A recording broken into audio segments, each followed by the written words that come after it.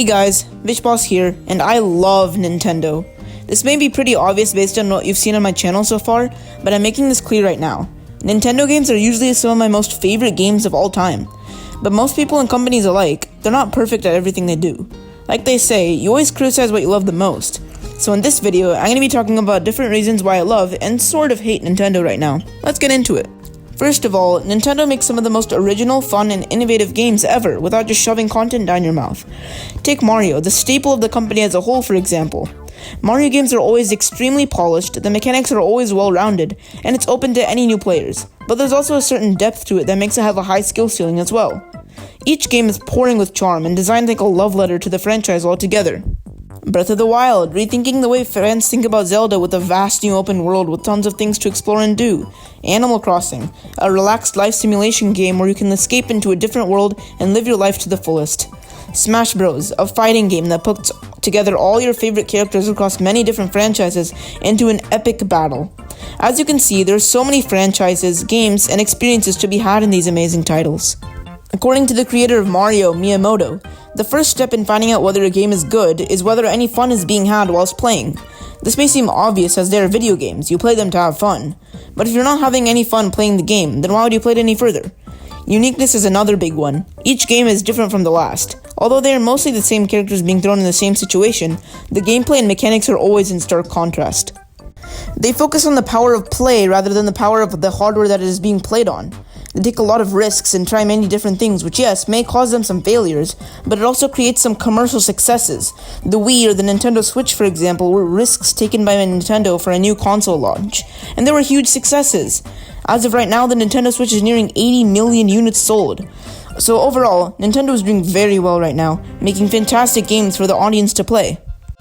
But Nintendo is not a perfect goody-goody company. They may make great games, but underneath the covers, they've done many anti-consumer practices and made many fan bases mad at them in the process. They have been doing this for many years now, starting when Nintendo Switch Online launched in late 2018. Prior to this, any online features were provided free of charge, but it made sense that at some point we would have to pay for the service, and when the time finally came, I was willing to pay up. Maintaining online servers and networking is not an easy or cross-friendly job, so charging for it makes complete sense. They even charged at such a low price of $20 for a full year of NSO, beating competitors like Sony or Microsoft, who sold their online services for around $60 plus.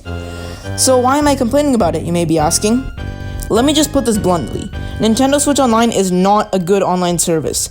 The online features are on a peer-to-peer connection, meaning even if your internet was perfect, if any other player's internet was not good, it would make the game laggy for everyone. The netcode they've chosen was just not that great, to be honest. I personally have seen many major lag and disconnects from Super Mario Maker 2, Super Smash Bros. Ultimate, and Splatoon 2.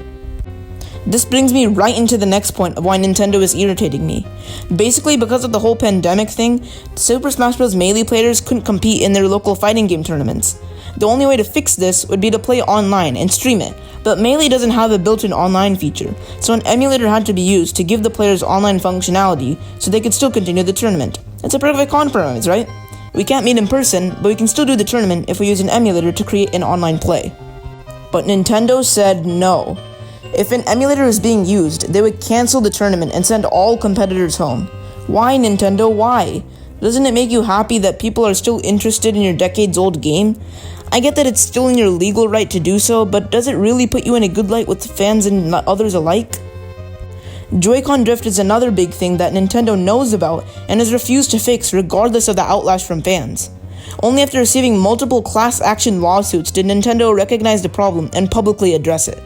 They've been doing free repairs for any Joy-Cons that have been drifting if you just send them in for fixing. It's a good start, don't get me wrong, but they could be doing so much more to seem genuinely sorry about what happened and fix the issue immediately. Microsoft did this when the Xbox 360 Red Ring of Death was a huge problem. Nintendo should start making Joy-Cons that don't drift in the first place. Finally, Nintendo has been going around and shutting down fan projects left and right.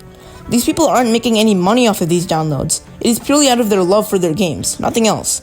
Take Scott Cawthon, creator of Five Nights at Freddy's. Many people create fan games of Five Nights at Freddy's, and Scott Cawthon, instead of shutting them down, he embraces them and shouts them out to the public. That way, the fan games get attention and Scott looks good in front of everyone.